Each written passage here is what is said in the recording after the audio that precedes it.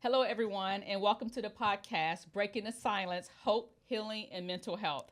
I am your host, Charmaine Respis, and I'm so glad you're joining us for this important conversation.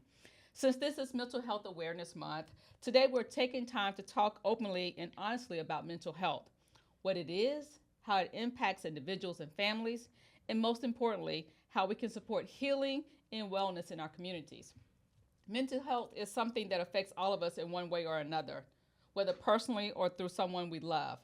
And the more we talk about it, the more we help remove shame, stigma, and silence surrounding it. Today, I'm joined by our very special guest, Corey Riley, who is a licensed therapist specializing in helping individuals and families navigate anxiety, trauma, grief, relationship challenges, emotional regulation, and life transitions through practical, compassionate, and nervous system informed approaches. So, thank you so much, Corey, for joining us today. How are you? Thank you for having me. I am Absolutely. doing well today. It's a day that is rolling along and many surprises continue to happen. I'm Yes. excited to get this conversation going, though, about mental wellness. Awesome, awesome. Well, it's so great to have you here. I am honored that you accepted my invitation and that we get to talk about mental health, something that's near and dear to both of our hearts. And so we can definitely talk openly about it and hope, to help someone that's listening today. Yeah. But before we dive into to today's conversation, I'd love for our listeners to learn a little bit more about you. And can you share what inspired you to become a therapist and advocate for mental health? Sure.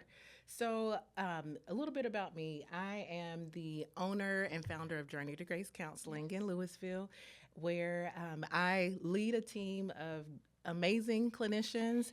We specialize in helping our community with a variety of different therapy modalities. And so we work with children, families. I'm a certified play therapist, trauma informed therapist. We also specialize in Christian faith based therapy as well. And Awesome. so my practice is also a learning practice. And so we Okay. partner with universities in North Texas area to train the next level of clinicians so that they are culture informed, trauma informed, and they know how to meet the people where they are. And so Amen. that's what I do day to day with in person and telehealth sessions.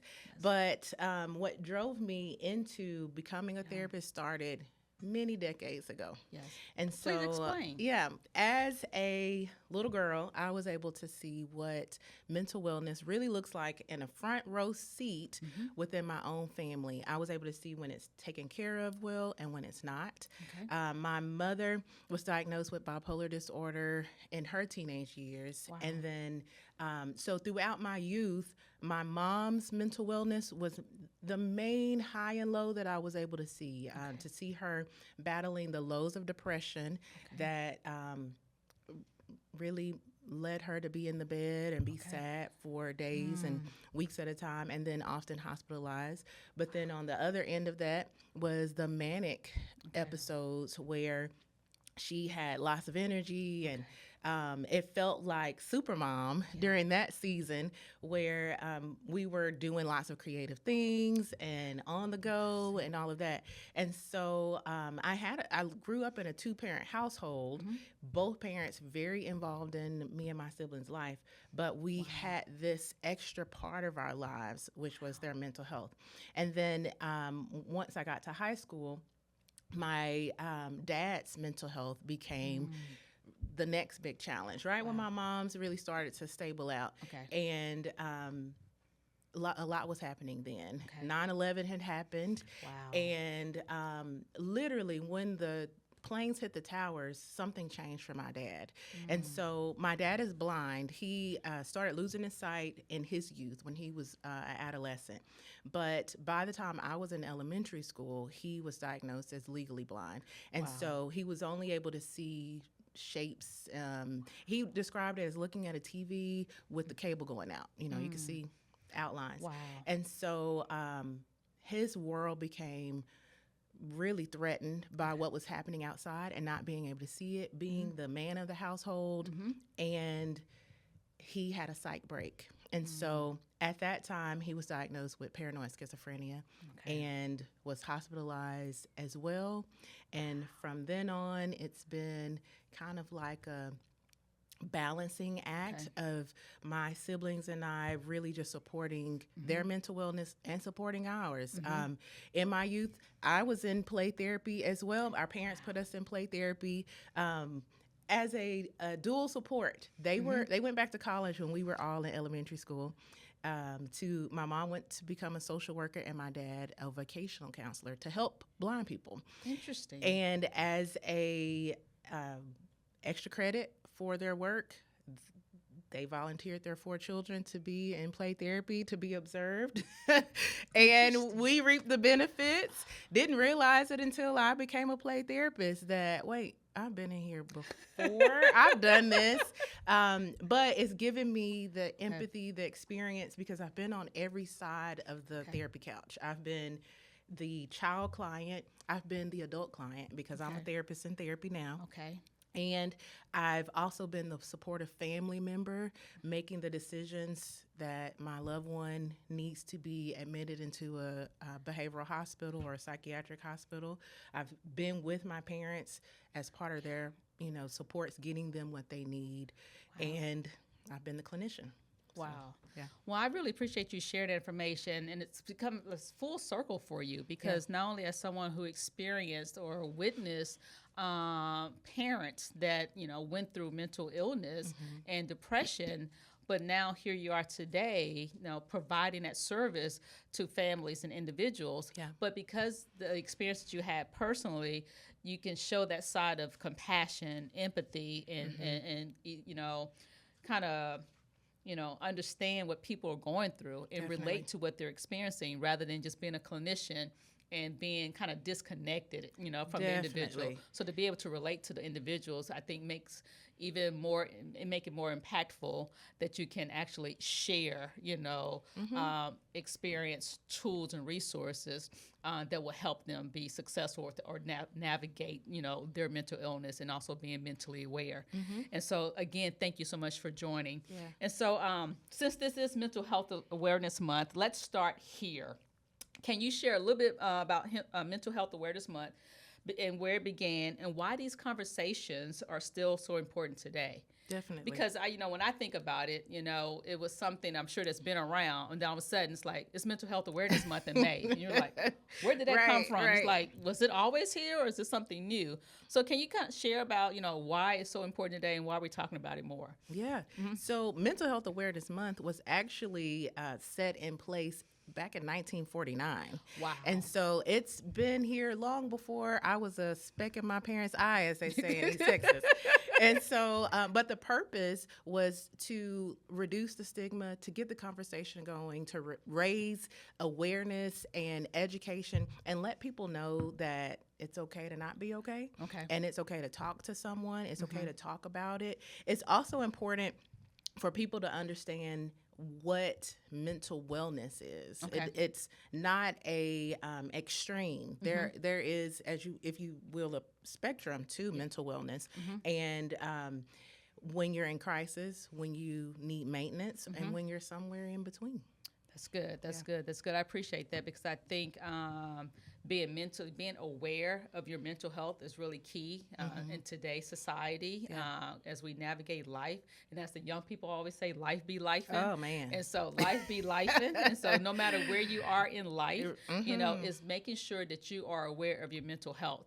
And for me, I'm learning how to set boundaries and, put boundaries in place to protect my peace and my mental health and learning to say, hey, no, and then no also is a complete sentence. And then sometimes being selfish, I call it self-preservation. Okay, thank you. It's not really selfish when you are realizing that your cup is running low, when you're realizing that your battery is just about out, when you're realizing you said too much or said yes too often or whatever.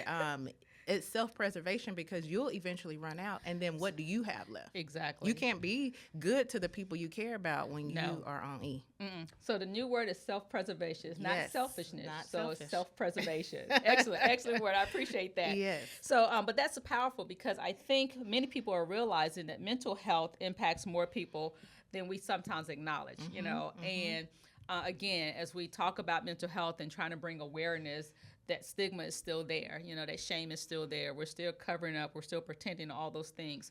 But But we're living in a time where people are carrying so much. Yeah. They're carrying so much grief, stress, financial pressure, loss of loved ones, social media. That's a whole nother, It really is. It's just a whole nother, whatever you want to call it. It's just put over in its own category. Yeah. So much, that we're dealing with is balancing all of it. And so how do we see, how are you seeing life impact the mental and emotional health of individuals and families today? How are you seeing that?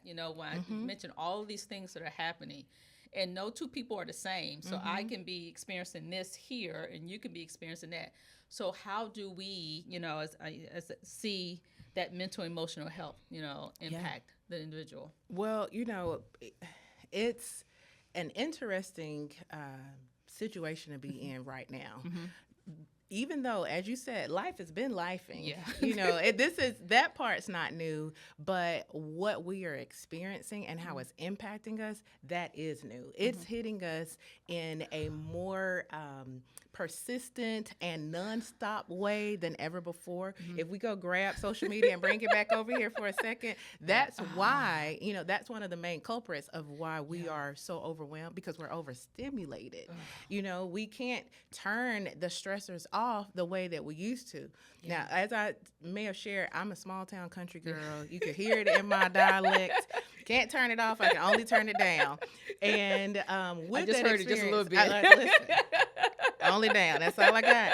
But what growing up for me was I was able to go outside and, run around in the woods, literally, climbing trees and tapping through the streams and stuff, and just really being able to take my life outside and enjoy it as a kid. But then something happened.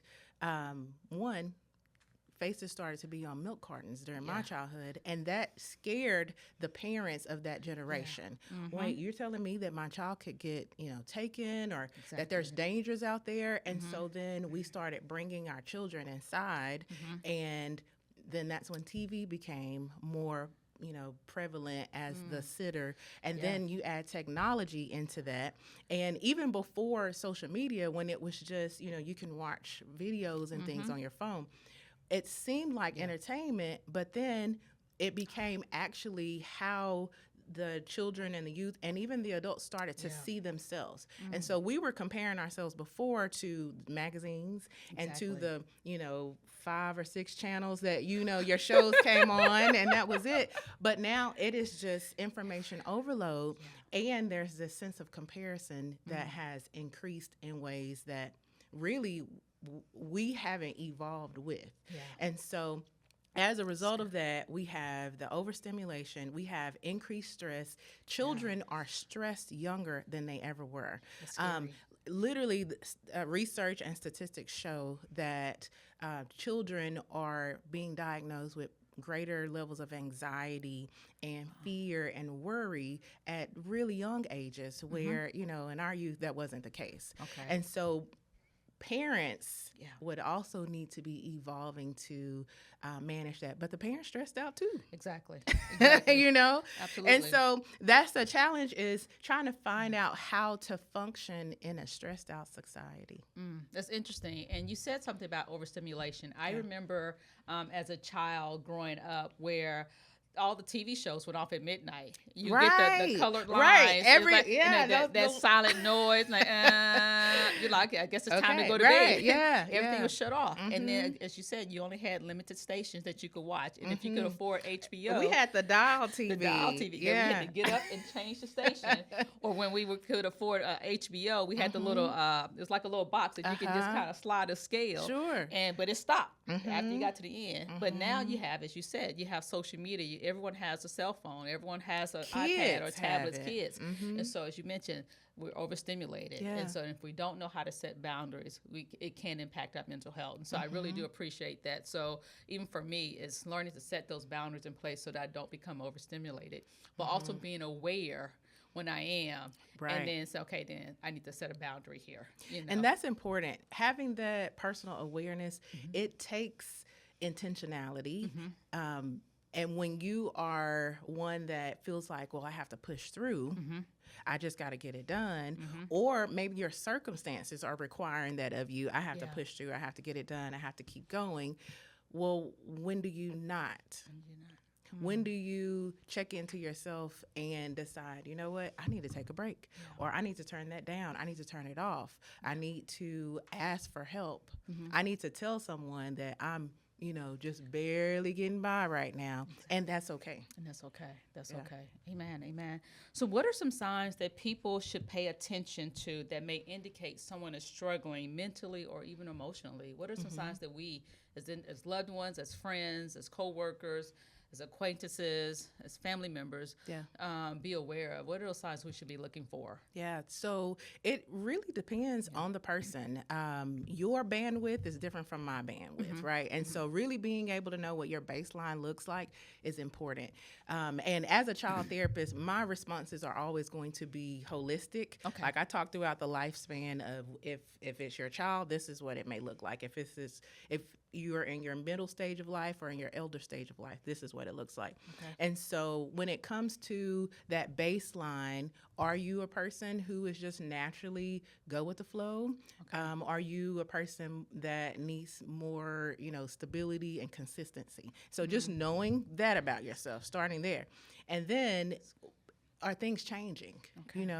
Has life become harder to deal with? Okay. Are you more withdrawn, more isolated? Do you find yourself being more irritable than you usually are?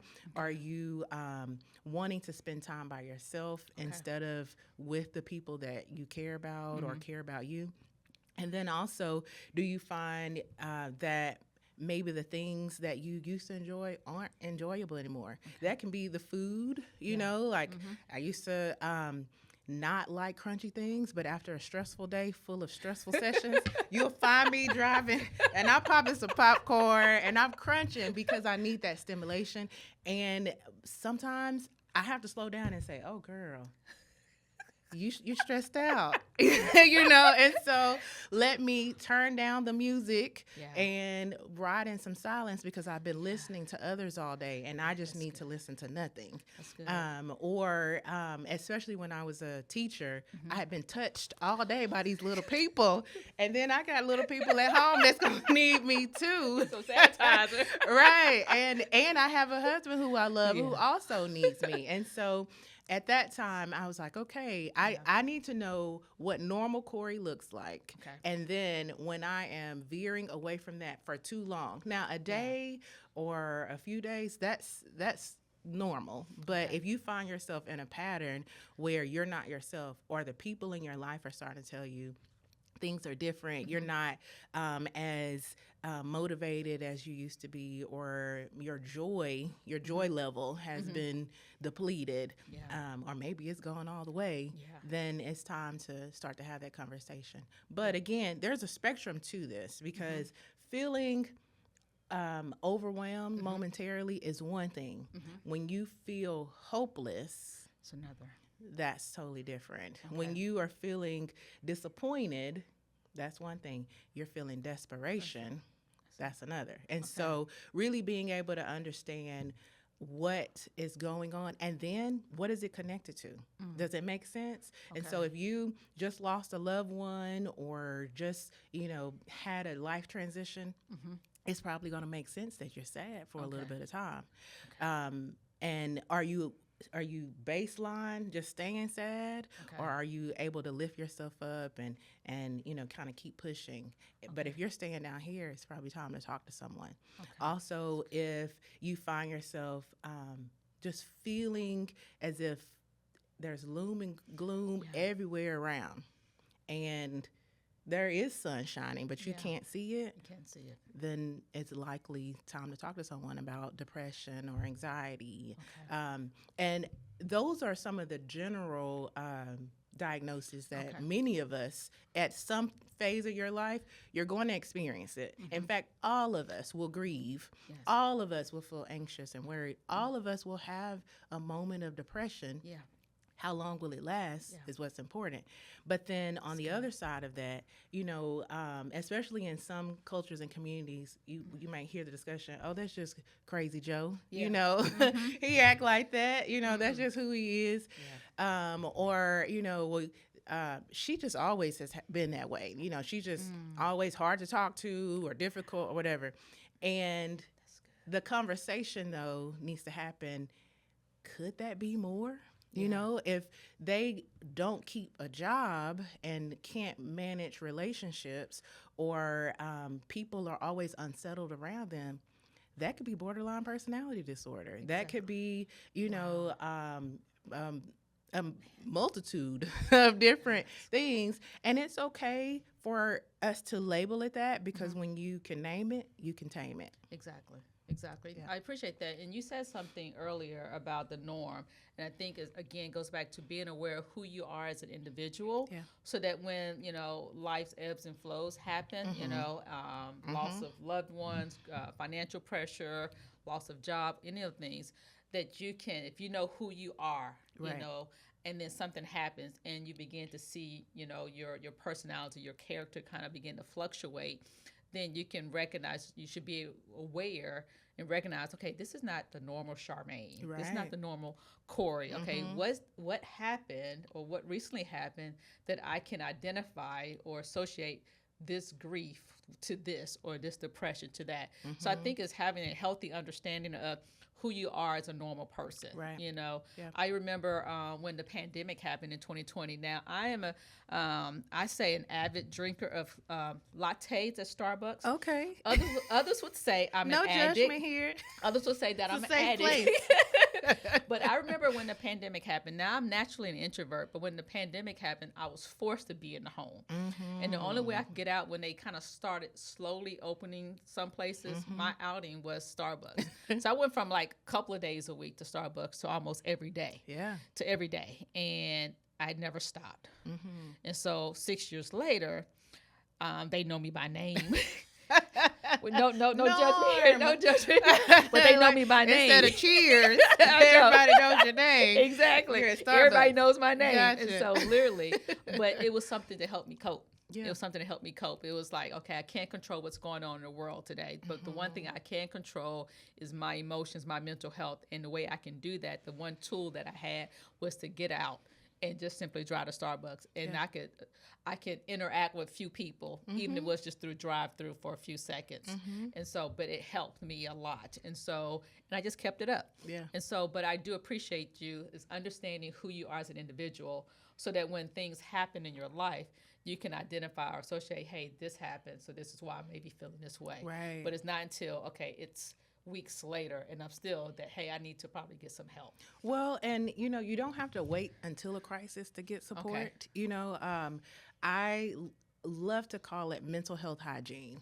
You can't find this anywhere in any, formal documentation. It's a Coreyism. Okay. And we'll but mental health hygiene is just as important as dental hygiene, and take care of your heart and, the rest of your body.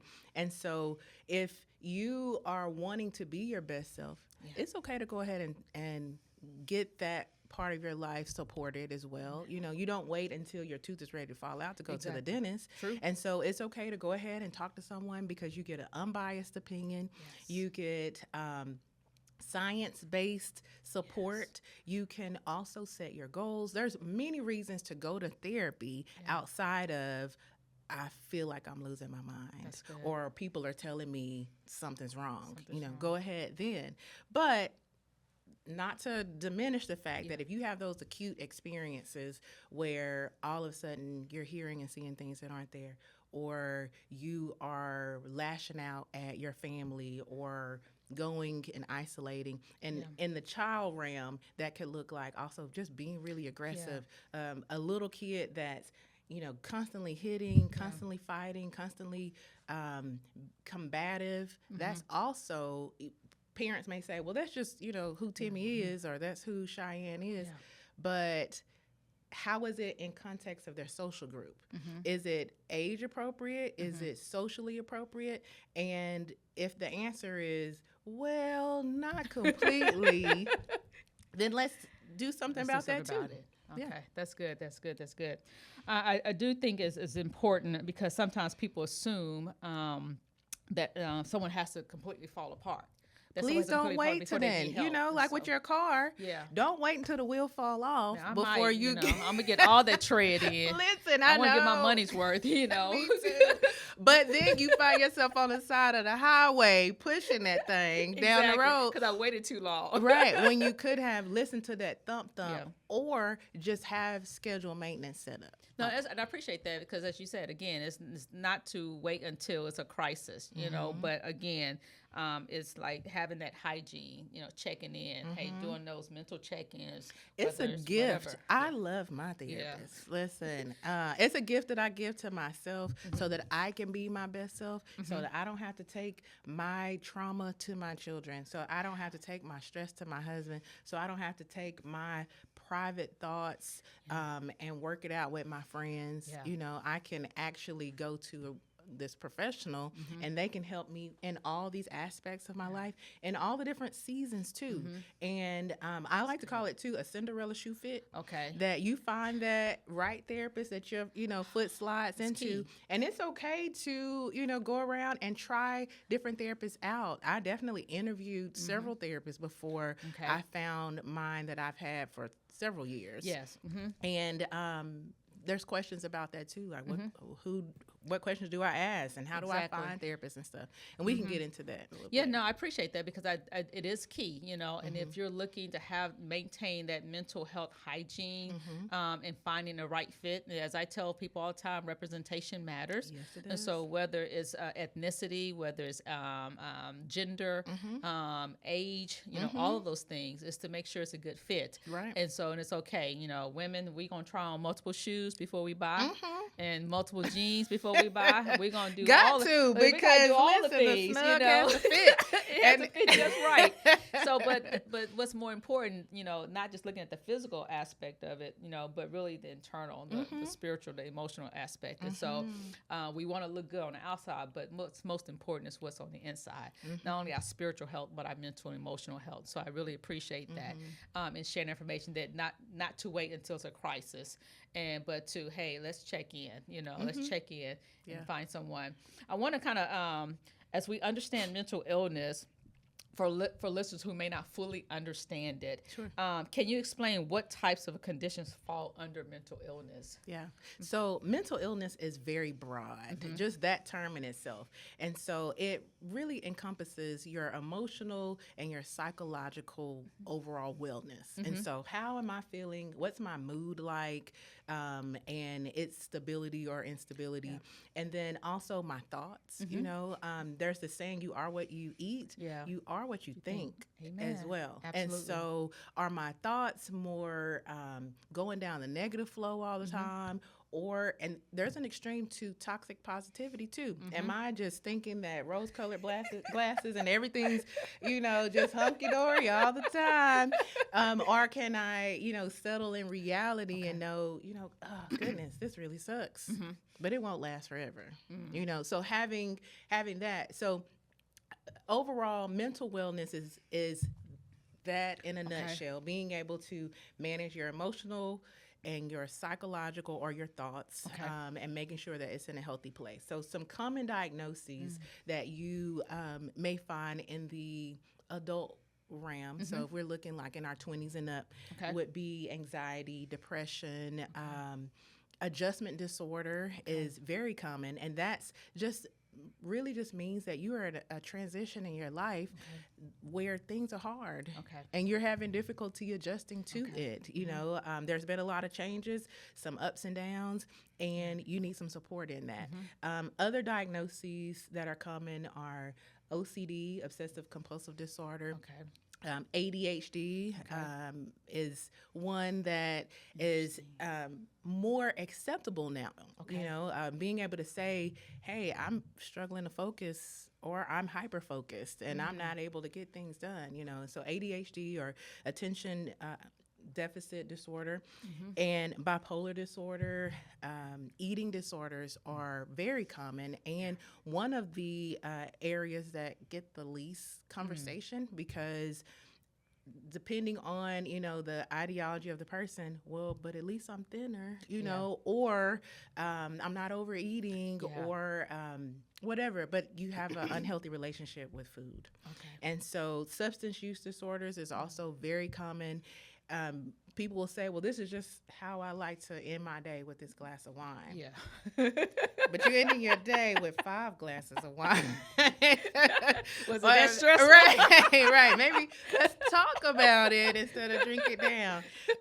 Or, another big thing that is happening with our youth is vaping and using CBD and all different type of things to be able to numb out the feelings and to lower that overstimulation that we were talking about. And addictions also, video gaming is another form of addiction that if it's pulling you from your world, it's breaking you from your reality, disengaging you from what's happening in the world in a level that you feel like you can't get a hold of, then it's become in that realm of likely a mental illness. Wow. Yeah. Wow. That's a lot. And that's just a slice. Yeah. We have what's called the DSM, the Diagnostic Standard Manual, that is about this big, that has all the diagnoses. So we fall in there somewhere. We do really. We all have something. And in fact, I was just mentioning that with a client today, who it can be kind of like a horoscope. If you want to find yourself in it, you'll find yourself in the word somewhere. Like, oh, that's me. Right, That's me. right. But is it true? Yeah. And what are you going to do with this diagnosis? Yeah. Does it empower you to make a decision to live better? Like I said, you could, for many of us, if you can name it, you can tame it. Yeah. And so being able to get that diagnosis of bipolar disorder, that explains why this is like this in my life and this is like this in my life. And so now I can make these adjustments because I know that there's a pattern. I know these things stress me out. Or if that diagnosis creates paralysis where you are paralyzed by this information, dang. So now I'm going to always have this issue, especially those chronic mental health diagnoses that there are no, firm cure to it. For some, that can be very heartbreaking, and just to believe, well, what's the point? Yeah, and that's also the path that takes some individuals down, suicidal ideation and self-harm, because I can manage it on my own. But your way of managing is not healthy. It's not healthy. Yeah. Not healthy. That's good. That's good. I really appreciate that. When I look back personally, I had an uncle who was highly intelligent, and at the time in the 80s, he had a nervous breakdown, which is what they called it then. And he was later on diagnosed as having schizophrenia. And I remember, having, lived with my grandmother at the time. He lived with her as well. And to see him struggle with it and do self-harm. And he would never, harm anyone else. He would just harm himself. And it was so sad to see someone who was highly intelligent then be impacted by schizophrenia and become paralyzed and unable to do anything for himself.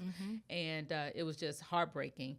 And when my grandmother passed away, because she was his caretaker, he passed away a few years after her.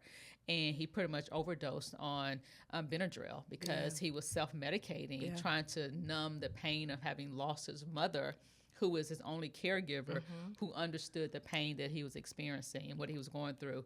And so it was heartbreaking to see that, but just seeing it personally, witnessing it, and just like, wow, the level of emotions that he had to carry, and that he, having looked back on his life and say, hey, this is how I was, and now here I am today.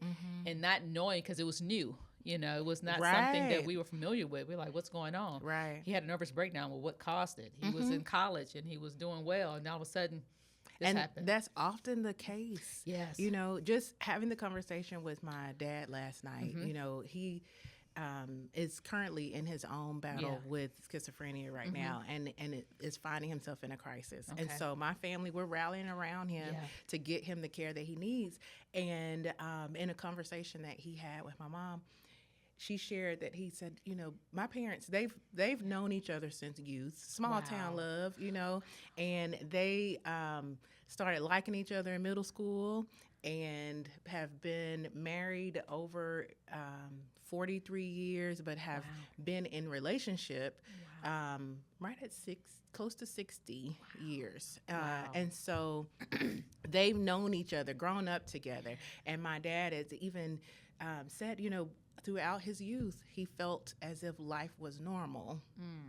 However, there were lots of layers of trauma there. Okay. There were a lot of hard experiences that, just became another rock in his backpack that he carried around. Yeah. And after a while, that backpack gets heavy. Exactly. And the just right combination of stress is what really can create those psych breaks. But what stresses me may not be what stresses you. Yeah. And that's where, the conversation really gets important. And so like for your uncle, everything was going well, but I'm sure there were some rocks getting in there.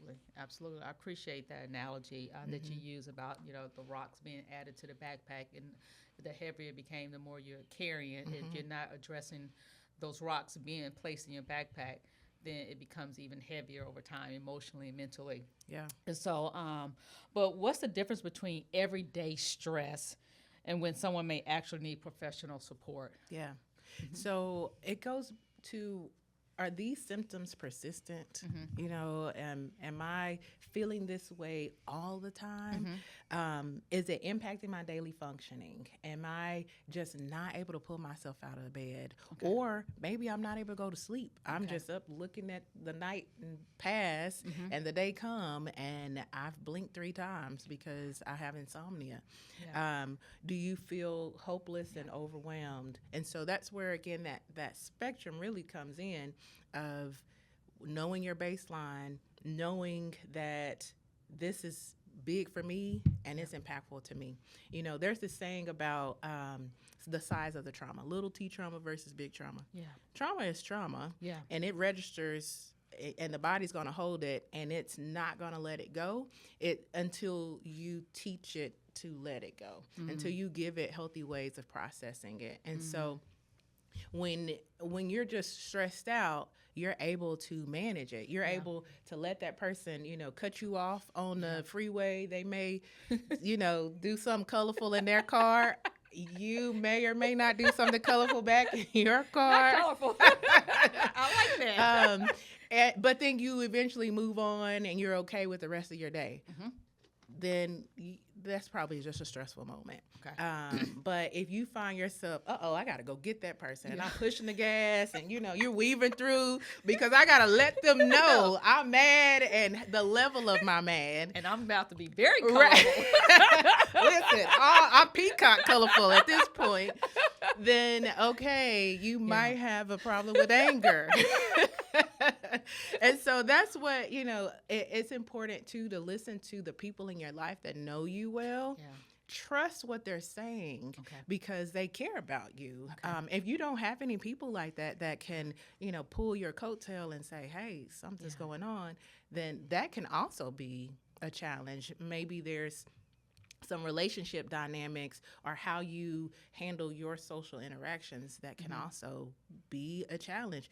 Doesn't mean that you have, it may not be to the level of social anxiety, or maybe it is.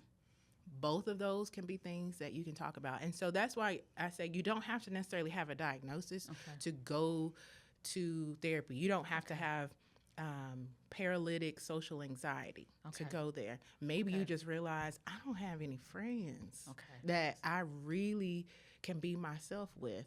And when I look at the common denominator, it's me. It's you. And that's so, it's just important to know you can get help in all those aspects of your life. That's good. That's good. I remember it was a few years ago. I was diagnosed with seasonal depression, especially as an adult. And I remember during the winter season, I would go from being just happy-go-lucky in the spring and summertime and some in the fall. But once winter kind of hit, and then we had shorter hours, shorter day in our day, that I would get really like sad, depressed. That's And the name of the diagnosis it's a now. seasonal It's depression. SAD. Oh, Yeah, see, seasonal okay. affect depression. Okay. SAD. Oh, It's a real thing. It's well, a there real you thing. go. There you go. And so, but I remember, especially when it would rain outside, I just felt like, oh, life is just over.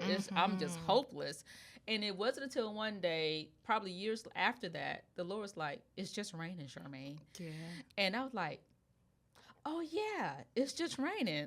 Life isn't that difficult, you know, but I had to make some decisions for myself in order to be healthy, even during the wintertime. That it's like, okay, Charmaine, how come you transition from this happy-go-lucky person to all of a sudden this sad person? Yeah. And what are you going to do about it?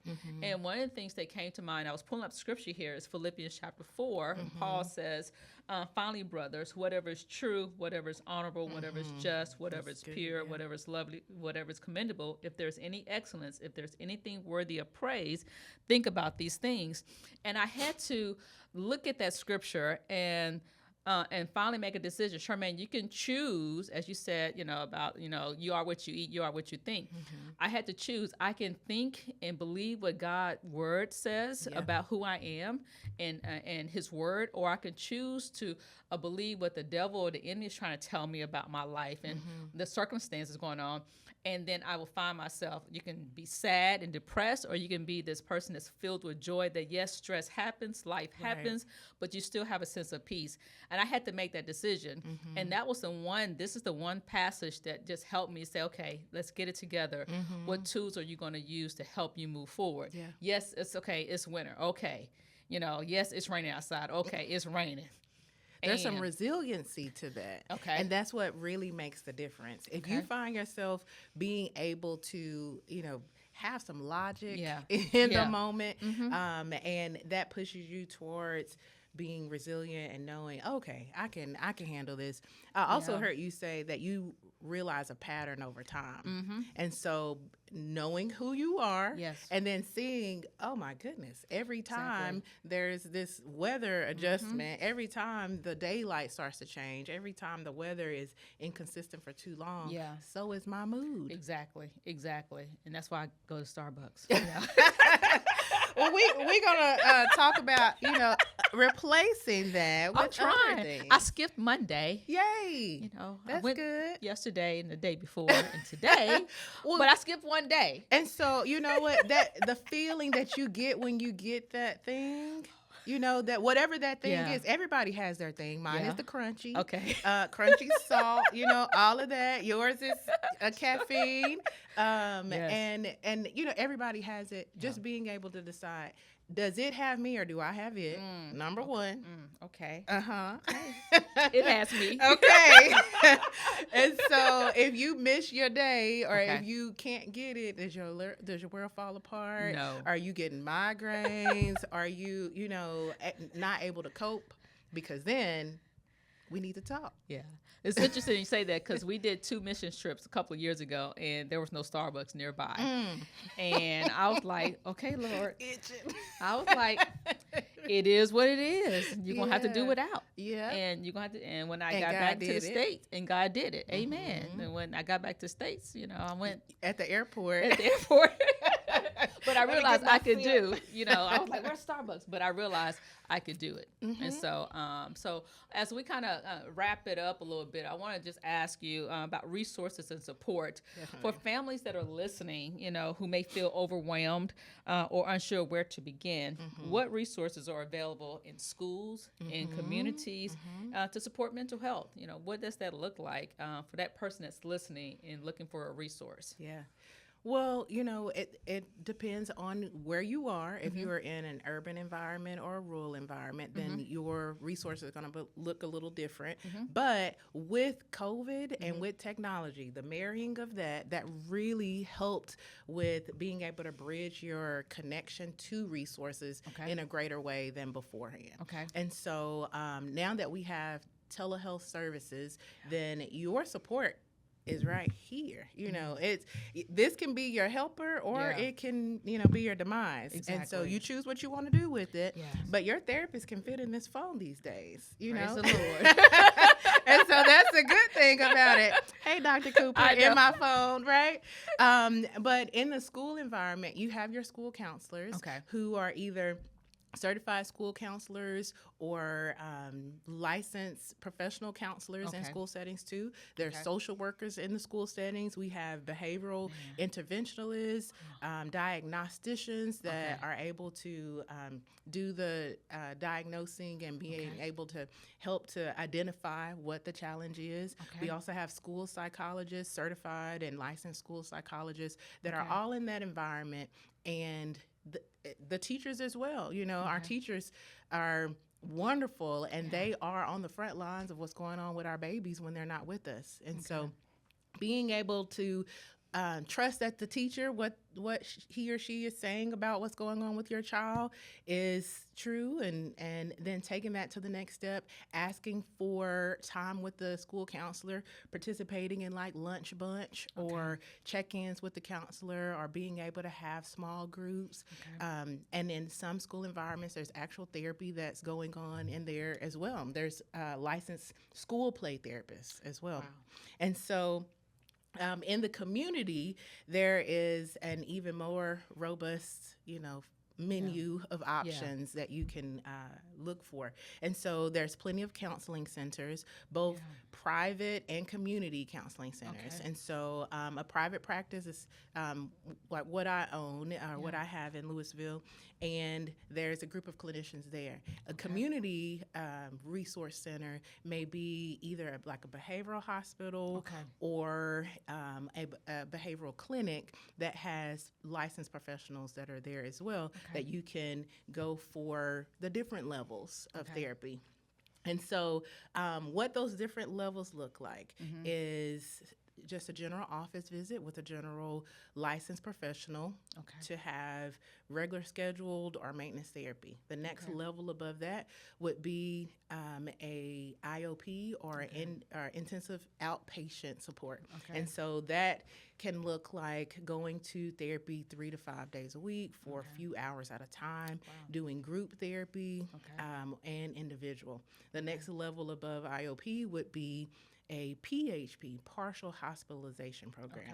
And so that still is throughout the week for a longer duration. So you might be in therapy 3 to 5 days a week, 8 hours a day, and then home on the weekends and home in the evening.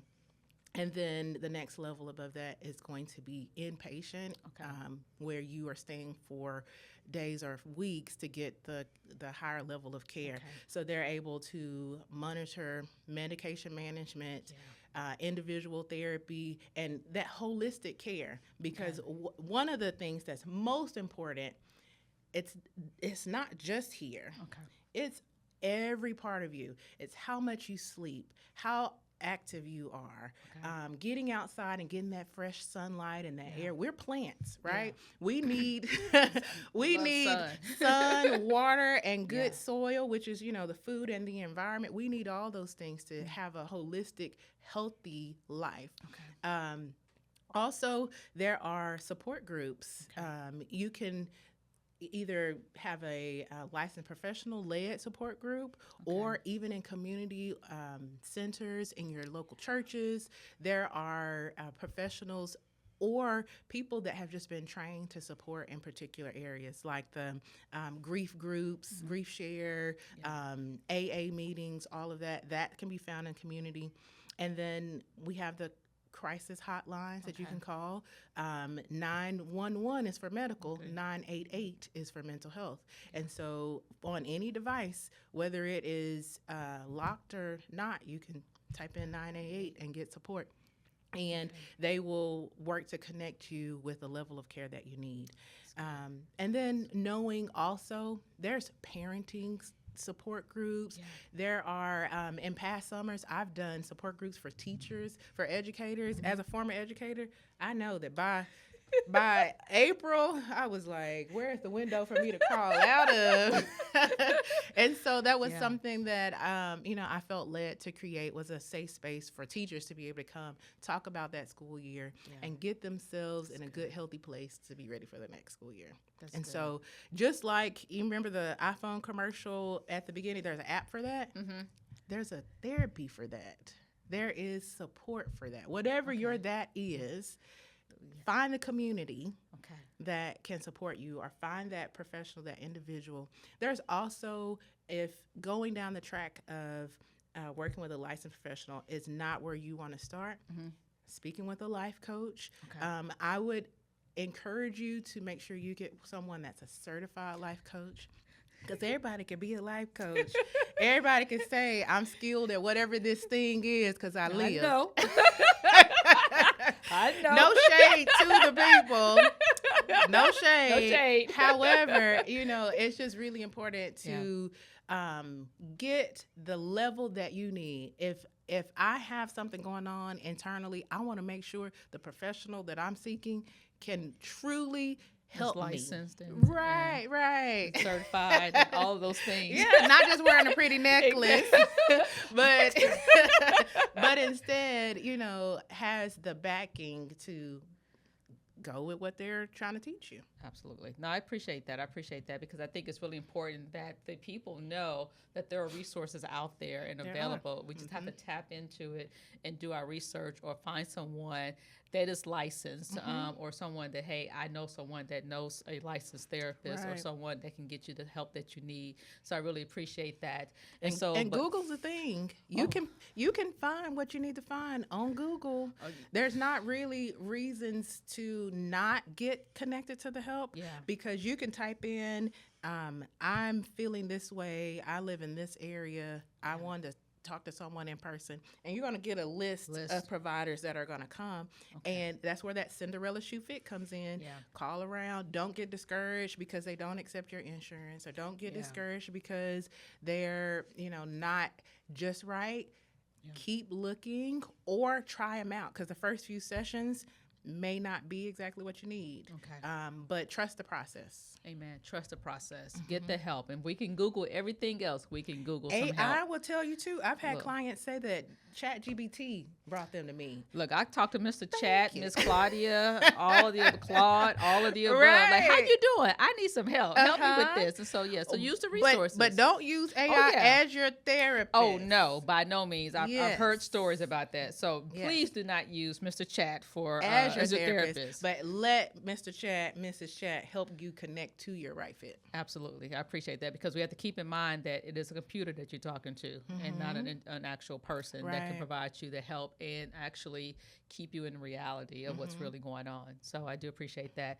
As again, protecting our mental health, what are some practical things people can do daily to take care of their mental health? So as we kind of come to in Mental Health Awareness Month, is not just 31 days. It's not. It's 365 days a year. Is. And so what are some practical things that we can do to kind of protect our mental health? Can you share on that a little bit? So as mentioned before, we are plants.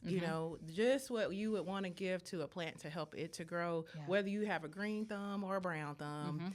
You still need good sunlight. You need to get outside. As the young people say, go touch some grass.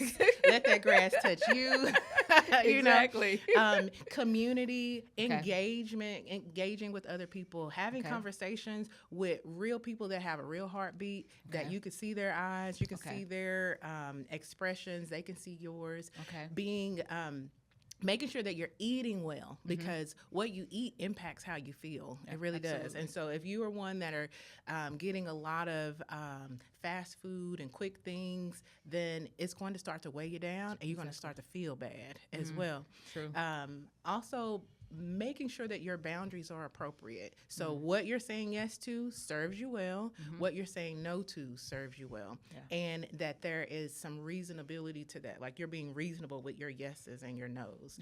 Also making sure that you offer yourself the grace and patience that you may give others. You know, so I like to say all the time, you can either be a mirror or a window, and so that mirror is where you are doing what you see the other person do. Whether if their mood is good, then your mood is good. If their mood is bad, your mood is bad. A window can it just passes through, and so you want to, in some situations, if you need that leg up, that support, then surround yourself with people that are in a good place, that empower you and encourage you. They're taking care of themselves, and it inspires you to take care of yourself. Exactly. That's where that mirror is going to be really important. Okay. But then when you're by yourself, be the window that can still control what's going on within themselves, that can say, you know, these are the things that I like to do, and I don't have to go with the crowd to do that. Like if I enjoy salsa dancing and I don't have a partner to do it, well, let me just go and still enjoy myself and find someone there. So being able to decide what fills your cup and what doesn't, what makes you feel good and what doesn't. Your sleep is important. Being able to get a good, well-rounded rest is really one of the most important parts of managing your mental health. You need that reset time. Your mind needs to wind down.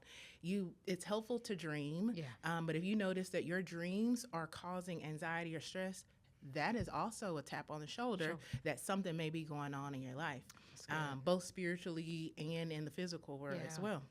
That's also making sure that your relationships are healthy, that they are pouring into you, that they're reciprocal, and so that it's not just a one-sided over here. Now, it's not always going to be 50-50. Exactly.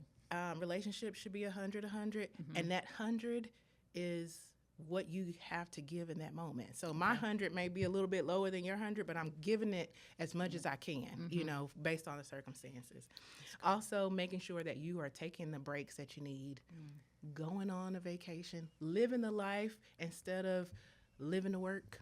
You know, if making adjustments here and there where you can, so that you can balance out your joy moments. And then also reduce overstimulation. Turn it off. Turn it off. Be quiet. Be silent with yourself. Take a nice shower, a nice bath, or call some people instead of doing this to get your social interaction. Hey, what's up? You know, or let's meet at this place. Let's go out. Let's go and kick the ball around, whatever that is. Especially, again, where I say I talk throughout the lifespan, especially for our kids and our youth, they need to get outside. They need to interact. These pseudo relationships are not relationships. No, by no means. The followers that you have, it's just a number. But you feel alone when you know, are in a room full of people because you don't really know anybody. Absolutely. I remember I was at an event and someone spoke to me like, "Hi, Charmaine, how are you?" And I looked at them. I was like, Do I know you? Was that me that time? No. And I'm like, "Do I know you?" And they were like, "We're Facebook friends." I'm like, "Oh, okay. I don't really know you." That's a pseudo friendship, you know? Pseudo friendship. If it's real in here, and in some ways, sure, there is some connection, but there's a barrier in between us. Can we meet up and have a full conversation? Can we engage? Can we have that, you know, reciprocal support? Exactly. That's good. That's good. No, I appreciate that. Again, the practical ways that we can just take care of ourselves and take care of our mental health. And so I know our listeners are listening to us about value and faith and spiritual wellness, and how do faith, community, prayer, boundaries, and rest contribute to emotional and mental wellness? How does all of that kind of connect with each other? Well, faith creates the hope and the grounding. And so faith is that foundation as well. So just knowing who you are when nothing's going on, you can lean on your faith for that as well. God knows you and loves you beyond anything that anyone else can say. And so if you are putting your identity in what the world says, just prepare to be disappointed. Prepare to be upset. Oh, absolutely. And so if you, though, can put your identity in the Creator who created you, if you can know that you are beautifully and wonderfully made, if you know that you are more than a conqueror, if you know that Holy Spirit lives in you, and then you can speak with authority to those things that are trying to weigh you down, you walk a little bit different. Amen. You have a a different feel to yourself, and you can say to that storm, you have expectations that you're not going to be here long. Exactly. You don't get to dictate these things. Even though life is going to life, my God is going to God. Exactly. And I can lay my hat on that, right? And so faith in itself is the hand to walk in, you know, in those hard times, in those easy times. And you can trust that Jesus will carry you when, you know, you look around and nobody's around. And so faith is the starting point.